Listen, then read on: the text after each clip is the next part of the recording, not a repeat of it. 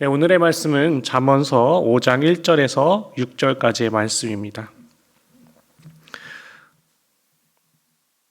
잠언 5장 1절에서 6절까지의 말씀입니다.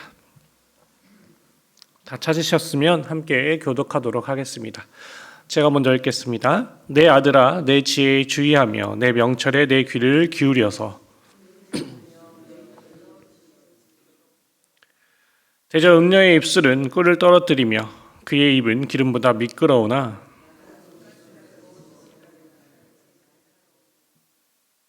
그의 발은 사지로 내려가며 그의 걸음은 수호로 나아가니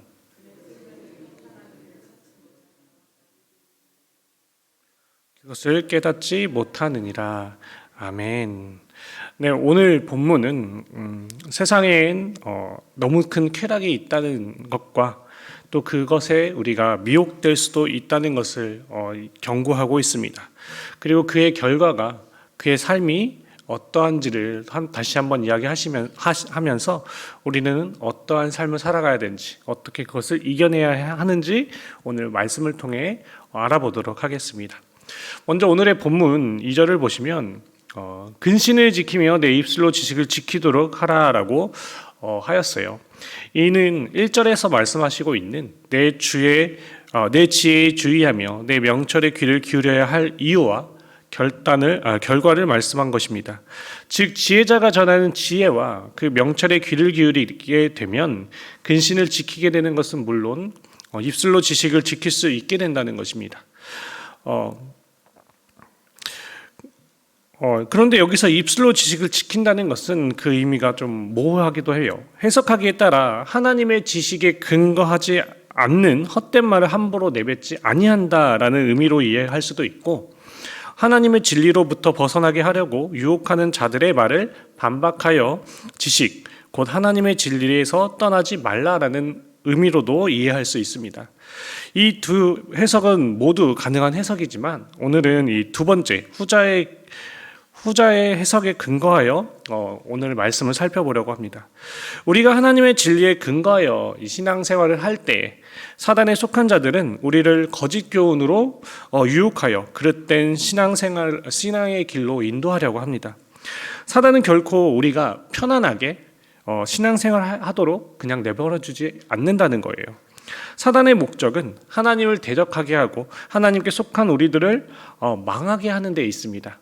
그러므로 할 수만 있다면 우리들까지도 거짓과 죄악으로 유혹하여 넘어지게 하려고 하는 것이죠. 이는 첫사람 아담 때부터 늘 있어 왔던 일입니다. 창세기 3장을 보시면 사단은 뱀의 모습으로 이 하와에게 접근하여 간교한 말로 그 하와를 유혹했어요. 그리하여 하와로 하여금 하나님께서 금하신 선악을 알게 하는 나무의 열매를 따먹게 하였습니다.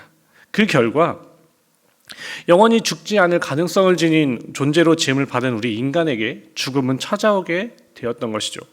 이후로도 사단은 그의 하수인들을 동원해서 하나님의 백성들을 바른 신앙의 길에서 벗어나 그릇된 신앙의 길로 행하도록 거짓 교훈으로 끊임없이 유혹하고 있어요. 그리고 그로 말미암아 수많은 이들이 이 하와 같이 넘어지고 있습니다. 우리가 이러한 거짓 교훈의 유혹에 넘어가지 않으려면 우리는 어떻게 해야 할까요? 방법은 하나입니다. 그것은 오늘 바로 본문의 1절에 지혜와 명철로 대변하고 있는 하나님의 말씀을 기억하는 것입니다. 하와가 왜 사단의 거짓 교훈에 넘어갔을까요? 하나님의 말씀을 기억하지 않았기 때문입니다. 그녀가 하나님의 말씀을 기억하기만 하였어도 능히 그 사단의 유혹들을 뿌리칠 수 있었을 것입니다. 예수님의 공생애를 시작하기에 앞서 마귀는 세 차례 예수님을 시험하였죠. 하지만 예수님은 각기의 시험마다 다 승리하였습니다. 그 비결이 무엇이었을까요? 바로 하나님의 말씀을 기억했기 때문입니다. 하나님의 말씀을 기억하여 하나님의 지식에 통달하였기에 하나님의 말씀을 간교하게 뒤바꾸어 유혹한 사단의 유혹도 단호히 물리칠 수 있었던 것입니다. 하나님의 말씀을 기억하는 사람만이 거짓된 가르침, 그로부터 비롯된 유혹을 분별하여 물리칠 수 있다는 것입니다. 우리의 바른 신앙을 보존하고 또 생명을 보존하기를 원하십니까? 그러면 하나님의 진리의 말씀이며 지혜와 명철의 근원인 이 성경 말씀을 기억하셔야 합니다. 그 말씀 위에 든든히 서는 자는 그 어떤 유혹을 그리고 거짓 가르침에도 흔들림 없이 당당하게 주님 앞에 바로 설 수 있는 것입니다. 이어서 3절에서 6절의 말씀을 좀 보면 2절에 말씀하고 있는 근신을 지키며 입술로 지식을 지켜야 할 실례로 음녀의 간교한 유혹에 현혹되는 것과 그 결과에 대해 말하고 있습니다. 여기 보면 먼저 음녀의 입술은 꿀을 떨어뜨리며 그의 입은 기름보다 미끄러우나 나중 쑥과 같이 쓰고 두 날 가진 칼같이 날카로우며 라고 하고 있어요.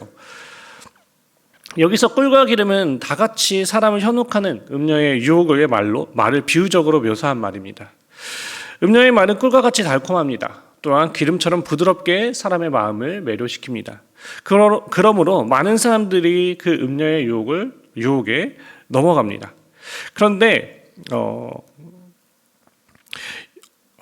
그처럼 달콤하고 부드럽기까지 한 음녀의 말이 나중에 쑥과 같이 쓰고 두 날 가진 칼같이 날카롭다고 하였어요.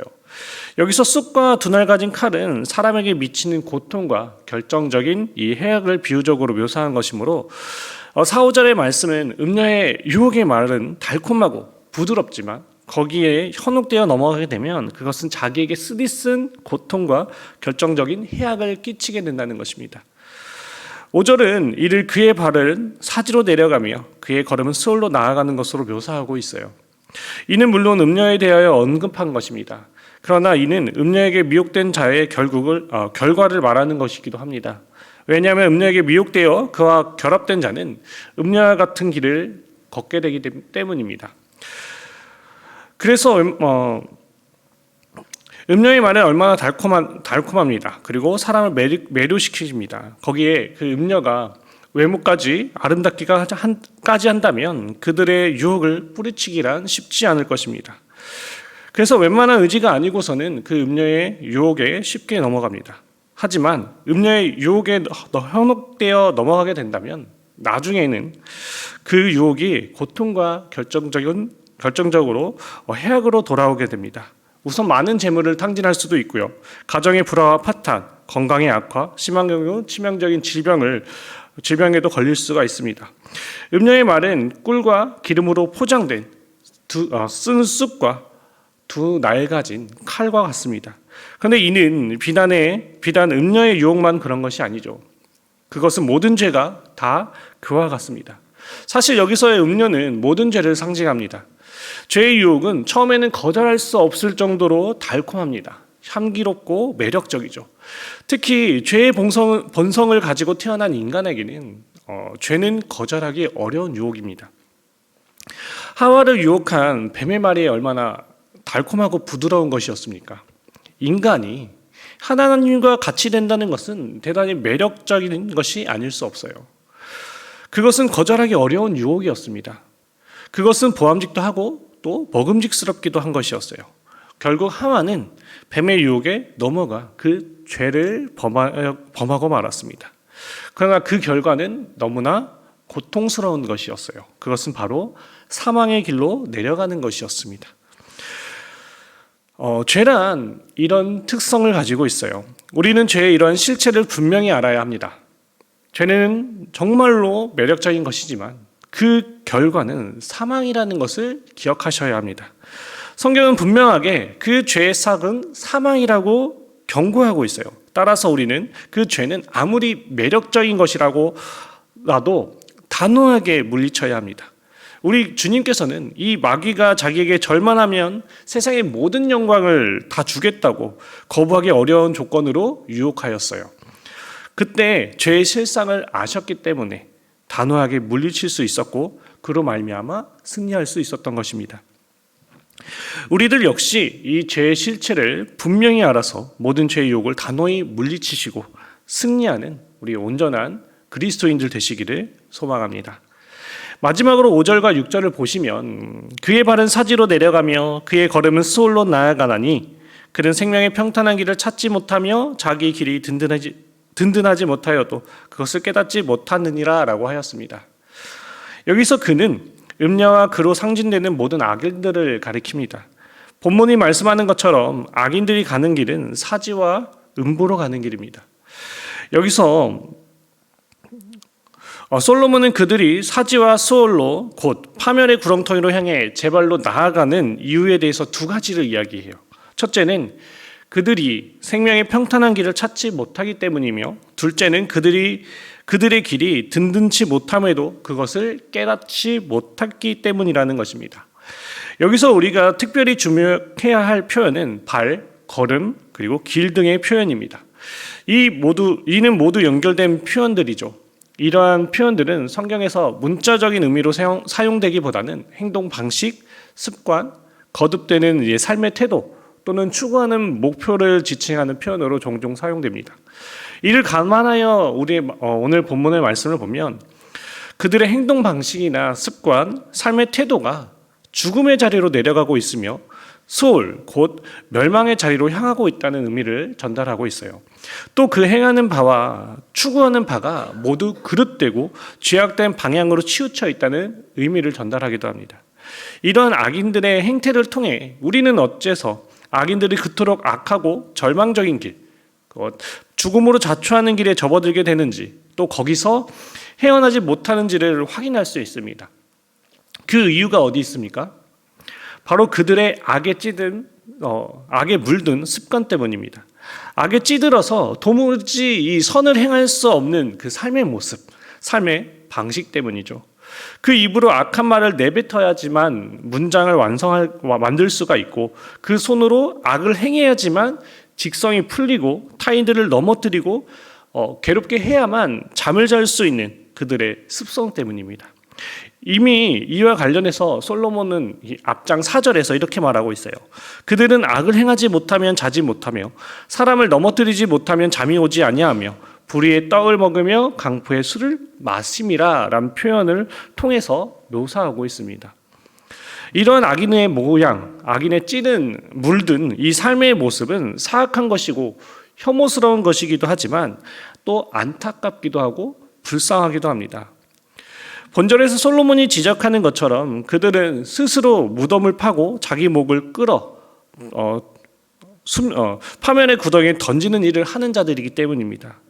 선하고 아름다운 일을 행하는 자, 그것을 생활화하며 살아가는 자가 생명의 자리, 축복의 자리로 나아가게 마련인 것처럼 악하고 이 패역한 일에 찌든 이들의 행동, 그리고 습관, 그리고 삶의 태도는 필히 자신들 스스로 그 파멸에 빠뜨릴 것이기 때문입니다.